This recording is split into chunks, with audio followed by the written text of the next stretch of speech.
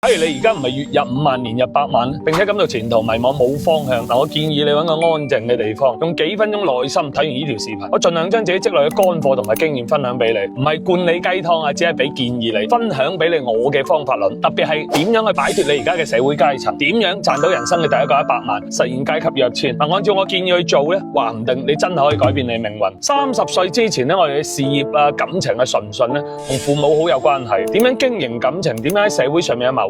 我哋嘅思維方式好大部分係從父母嘅生活嗰度耳濡目染學翻嚟。父母都唔掂，仔女唔盡早咁脫離原生家庭咧，就好難避免同父母相似嘅命運。嗱，尤其男生父母唔掂，大概率佢嘅一生咧，亦都會係個悲劇。除非呢個男生可以快速填補父母嘅短板，當然啦，唔係富二代，輪到你去怪阿爸阿媽係嘛？佢哋都艱難嘅，佢哋都想自己係富二代嘅。社會底層嘅基因咧，係一代一代咁向後人傳遞嘅，而富人嘅基因就一代一代咁優化。底層嘅父母生出嚟嘅細路，假如冇太大嘅覺醒咧，大概率會繼續喺底層掙扎。更加可悲嘅係咧，而家好多後生咧，人云亦云咁選擇躺平，原因係佢哋睇清到真相，但係又無力去改變。越係智商高嘅人咧，就越容易撇，越容易抑鬱嘅，因為佢哋可以迅速咁透過表象咧睇清咗事物嘅本質，但係冇辦法去接受真相嘅醜陋，只能夠不斷陷入內心嘅美好同醜惡嘅現實嘅衝突，仲因此咧陷入到自我折磨入邊無法自拔。咁有咩辦法可以解決？當然有啦，你要先意識到自己身處底層嘅原因，先可以揾到擺脫底層嘅方法。首先，既然父母係身處底層，你就唔好行常規路線。咩叫常規路線咧？就係寒窗苦讀10幾年，考入大學攞到張所謂嘅文憑，又直接就俾人掟出去社會，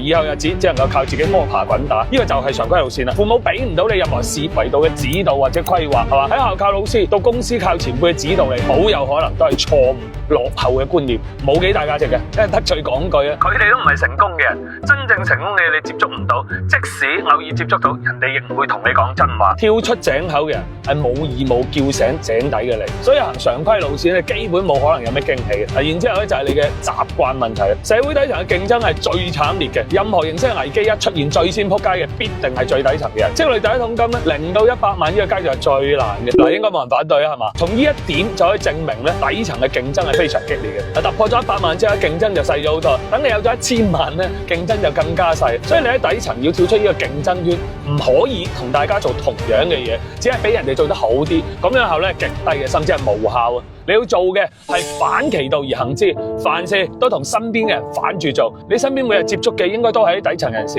佢哋每日關心嘅新聞、刷嘅視頻、傾嘅話題，都係為咗強化佢哋喺底層嘅社會地位，提升佢哋喺底層嘅競爭力，而唔係向上跨越，跳出人踩人嘅層級啊！佢哋熱衷做咩？你絕對唔好去做。佢哋中意大排檔吹水，你唔好去啊！佢哋中意刷短視頻啊、追劇呢啲，唔好嘥啲咁嘅時間。佢哋辛苦貸款買車買樓，甚至因此綁住自己後半生，你唔好去負債去孭呢啲咁嘅無謂嘅負擔，背負太重你係跑唔起身。人要生存，即係食飯同瞓覺係剛需啊嘛，要滿足呢兩個需求，一個月使得你幾多錢係嘛？至於買車買樓、娶老婆生仔社交奢侈品，呢都唔係剛需，唔係剛需嘅嘢你就唔好為咗佢哋去捆綁自己嘅後半生啦。你嘅試錯資本本來就少得可憐，就咪嘥晒喺呢啲錯嘅嘢上邊。佢哋中意嘅社交方式，佢哋習慣嘅生活方式，你都咪去沾染。嗱，只要你可以堅持咁做，好快會發現世界其實好安靜，你嘅心亦會變得越嚟越乾淨，思維亦會喺剎那間感覺到越嚟越敏銳，思想亦從此越嚟越自由。只要你達到呢種唔隨波逐流嘅狀態，有咗獨立思考嘅能力，你就開始儲緊自己嘅高能量。一旦具備咗能量場，你就會吸引高能量嘅貴人關注到你啦，同你交往，甚至樂意同你分享佢哋嘅人脈同資源。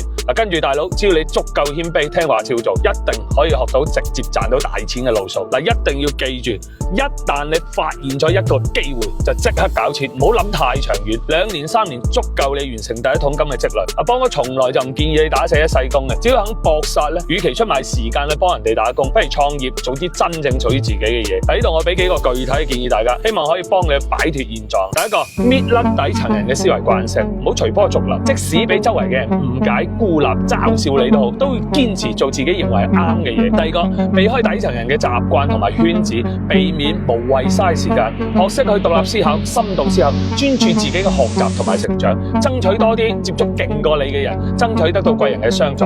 一旦發現機會，搏命快速去積累第一桶金。第三個，學識儲錢，冇必要攀比，錢只係使喺一啲真正嘅剛需上面，唔好無謂消費、無謂負債，唔好俾自己跌入到一個消消費陷阱裏邊。第四個，唔好有投機嘅心理，唔好信自己可以喺股票基金呢啲咩疑似剝削窮人嘅二級市場揾到錢。股票賺到嘅錢就係賺蝕錢人蝕嘅錢，得你喺個股市裏面咩？論社會地位你算老幾啊？唔通阿黃思聰照微蝕錢你賺錢啊？你自己幾斤幾兩你自己唔清楚咩？係嘛？公開發佈嘅信息道理度已經係幾手信息啊，更加唔好講嗰啲笑死人嘅小道消息啦。第五個，唔好輕易去信加盟呢個嗰個，就一個最簡單嘅道理啫嘛。我有錢自己唔賺，仲撐你嗰啲咁多加盟費，唔好將自己變成咗綠油油嘅韭菜，好唔好啊？第七個，用 MVP 嘅方法論去創業，唔好一開始就租個大 office 請一大堆人，呢啲都係作死嘅做法。唔明就問，唔識就學，商業係一個專門嘅學科，創業係需要學習，咪以為可以無師自通。反正